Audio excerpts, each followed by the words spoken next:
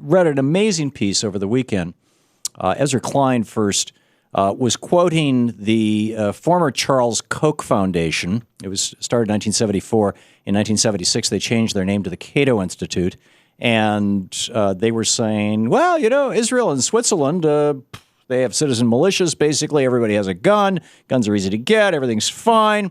We shouldn't have any rules for guns because basically that's how it is there.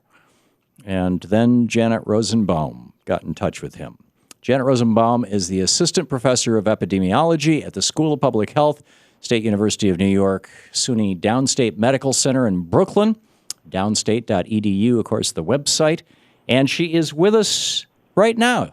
Dr. Rosenbaum, welcome to the program. Good afternoon. I'm so pleased to have you with us. That was, well, let's just get right into it. What do you say about this myth, which I've had gun advocates on this show for years. I regularly debate them, and they always say, well, Israel, Switzerland, we should just be just like them. I mean, if we were to be just like them, what would it look like? It would be pretty restrictive, actually, that Israel has only, in a country of 6 million people, there are only about 500,000 guns, and that includes illegal guns in the entire country. So, by contrast, the U.S. has about one gun per capita, one gun for every single man, woman, and child in this country. So Israel has many fewer guns. Switzerland has a few more guns than that, but that's because they're mostly long guns, and they're mostly related to the fact that every male Swiss citizen serves in the reserves of the army. Yeah. Now, I understand that the male Swiss, because they have a citizens militia. This is what Thomas Jefferson envisioned for America. And in fact, this was written into the Pennsylvania Constitution. It started out by saying, acknowledging, words to the effect of acknowledging that standing armies during times of peace are a danger to democratic institutions.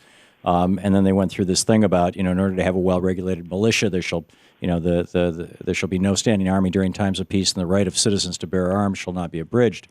Some of that language got turned into the Second Amendment. And there are people who say, yeah, well, Switzerland has a citizens militia, and everybody has a gun in their house. Nobody's killing anybody. Do they? Well, Switzerland actually got scared by having so many guns in their house, and more cantons, that is the Swiss equivalent of our states, started restricting that and having the army guns kept in each town's depot. So each town has a weapons depot where the guns are stored in certain cantons, because those cantons just didn't want the danger of having the guns in the house. And a canton is the Swiss equivalent of a state. Exactly, yeah. Exactly. And so some Swiss cantons are quite restrictive, because Switzerland has also had their mass casualty events where there's one in Zug, which is ZUG, where there was a massacre of somebody killed, a dozen people or something at one time about 10 years ago, and that scared Switzerland into having more gun control. And there have also been a greater number of homicides, especially of female partners, in any house where there's a gun, and there's a higher rate of murder-suicide in Swiss households with guns.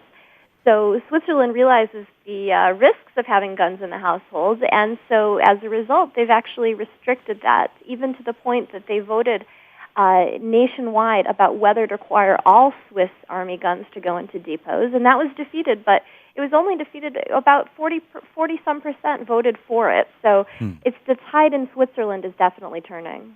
Wow. And now we hear people say, well, in Israel, everybody has a gun, and anybody, and in fact, I've heard gun advocates say anybody can walk into any gun store and just easily buy any gun they want, or at least get a permit to buy any gun they want in either Israel or Switzerland. Is that true? Oh no, in Israel, it's very restrictive. That, as I said, there's only about 500,000 guns, including illegal guns, in the entire country of Israel. And Israel allows 4 reasons to own a gun.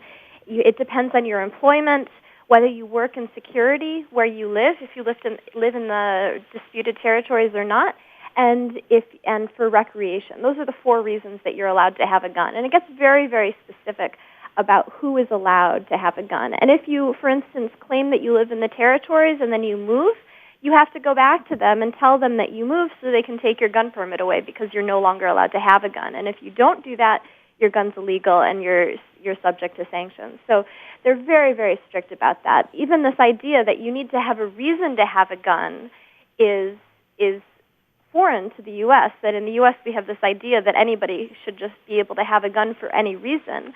But in both Israel and Switzerland, to have a handgun, you need to have a reason. And in Israel, you need a reason to have any gun at all. So there is no right to own a gun in Israel or Switzerland? Exactly. There's no such idea that you're entitled to have a gun if you want one.